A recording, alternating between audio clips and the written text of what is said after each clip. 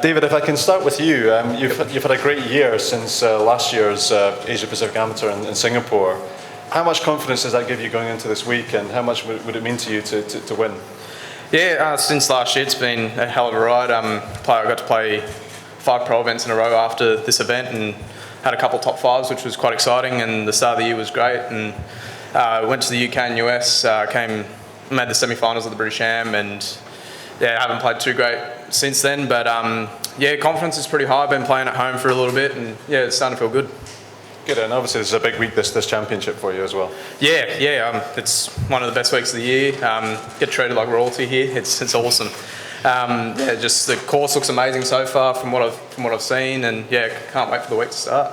Good, okay, and Blake, turning to you, you had a runner-up finish, I think, at the Pacific Coast Amateur, and obviously I think this is going to be your. Well, you played last year. You tied 24. Yeah.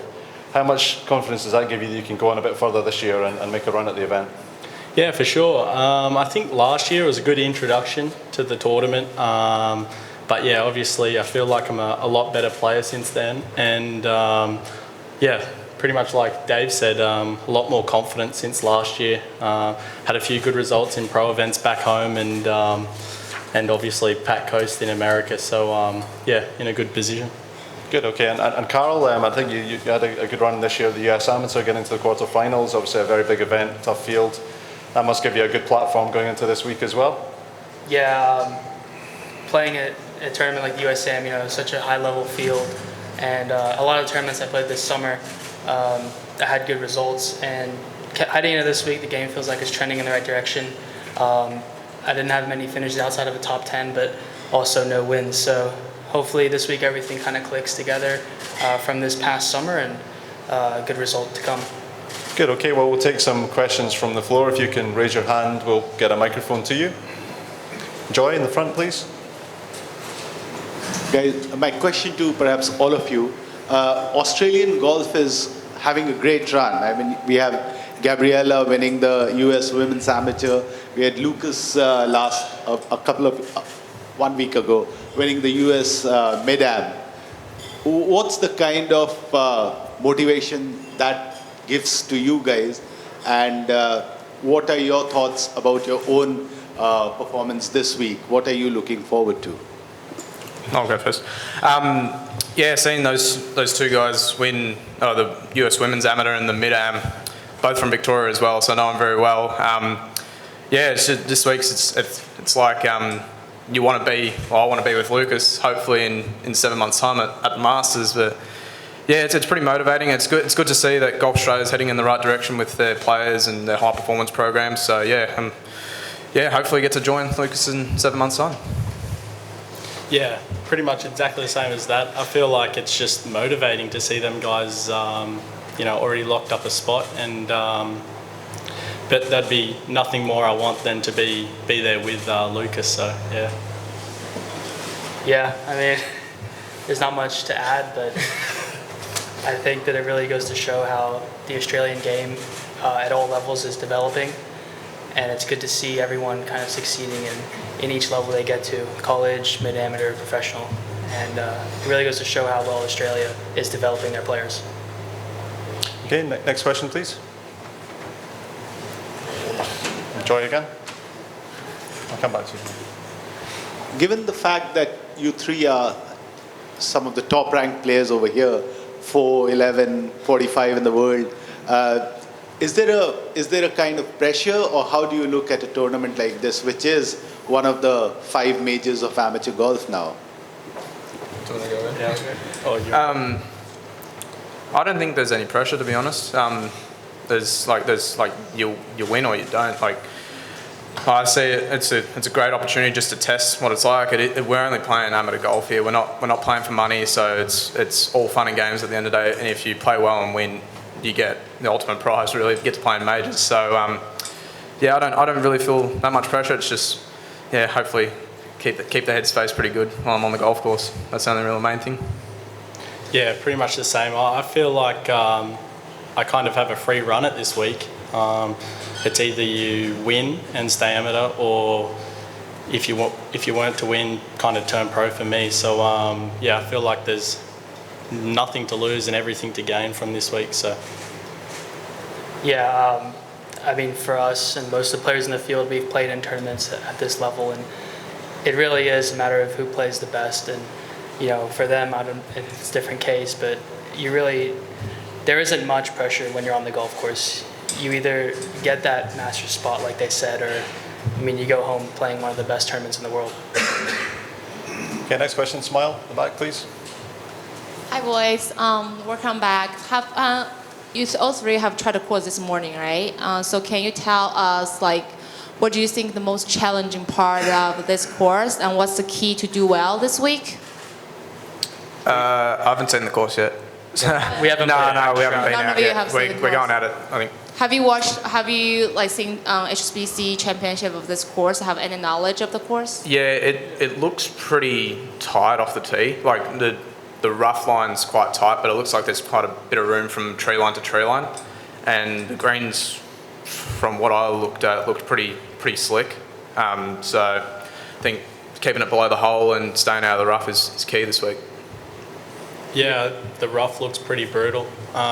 Greens, I've heard the greens are quite receptive, but yeah, I think it will be about hitting fairways and converting them birdie opportunities.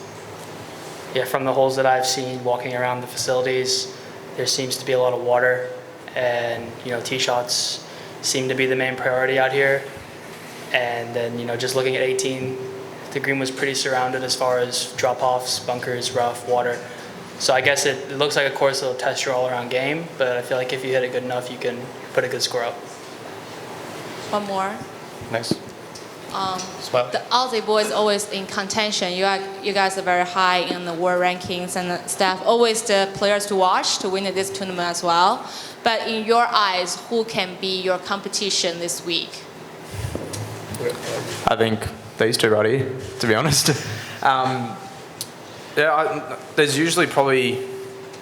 There's always a few guys that kind of just get out of the blocks early that aren't so highly ranked. But yeah, it's like not to be rude or anything, but like it's the guys that are the highest up in the world ranking. They're always just going to be there. So I think these two guys are definitely the big competition, and also the three other Aussies and like Takumi that won last year, Keita Nakajima. Yeah, the list goes on. I think you just got to be very, very aware. Yeah, exactly what he said. Okay, next question, Justin. To Blake and Dave, this tournament means a lot to you guys, doesn't it?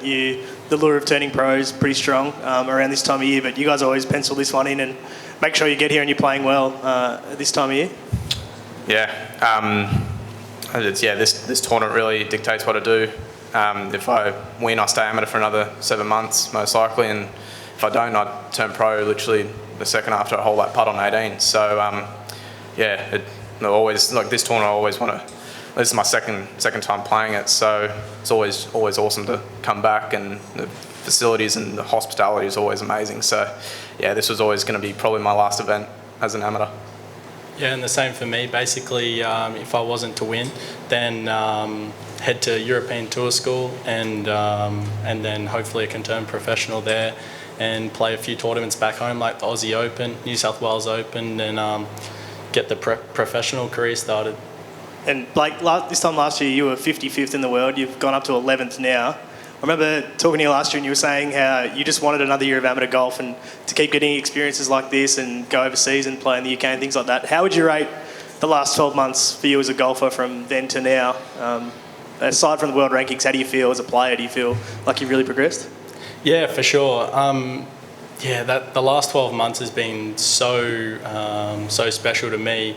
I'm so happy I stayed amateur for the last 12 months as well, because there was a lot of talk about, why aren't you turning pro?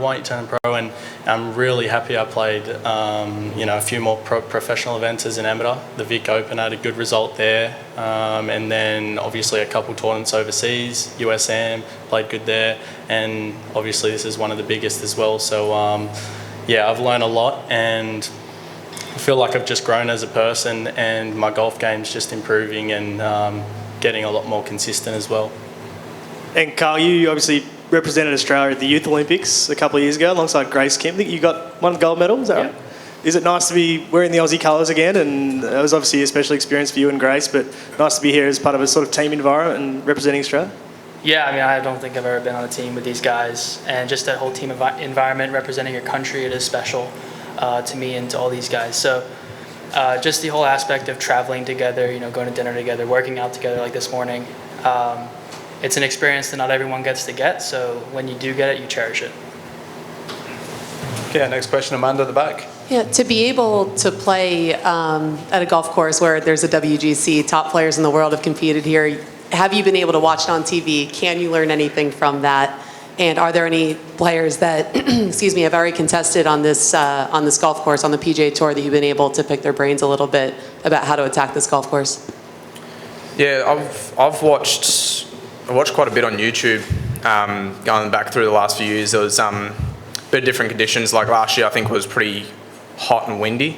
The year before that was raining, and so I've watched the courses playing in all different conditions. Haven't spoken to anyone about it. I think I've heard a little bit from Nathan Holman. I think he played it in 2017 maybe, and yeah, from what I've heard, it's just a brutal golf course. You just got to keep it in play and just hold a lot of putts. Yeah, and the same for me, just YouTube basically. That's where I found all my kind of research basically. But one of my good mates back home, Andrew Dote, he just told me to keep it straight and straight and long, hit it straight and long. So that's all the advice. Yeah. Haven't looked at it on YouTube, but I know I will if I can get access to the internet when I get back home.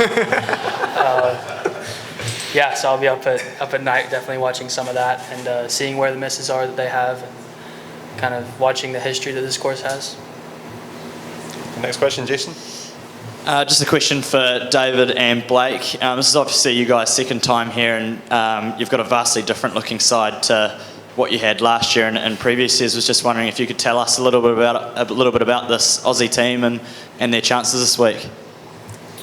It's only just myself and Blake from last year's team. All the other boys, I think, turned pro. Did they all turn pro? Yeah, pretty much. Yeah, they all turned pro. Obviously, you guys know Carl. The next best, Jack Thompson, who's from South Australia.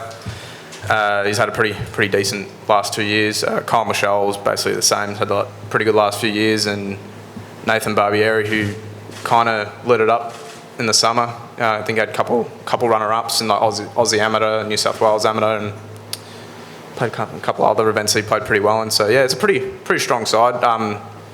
Not as depth as it was last year. Like we had, I think you were the highest at 55, and I think our highest now is probably like in 110 or something like that. So some fresh faces, and yeah, looking forward to spending the week with the boys.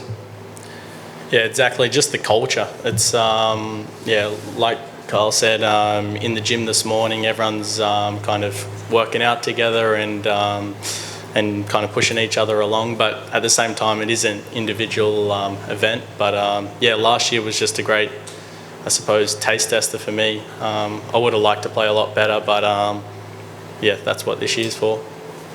Awesome. And just a question for you, Carl. You're obviously based over in the States and you don't get to play with your Aussie counterparts as much. How are you enjoying being here and being around in that team environment you were just talking about? Yeah, I mean, back when I lived in Australia, I knew David and Blake a little bit, and then we played a few tournaments together this summer. But obviously, I'm not as close as they are with the rest of the team.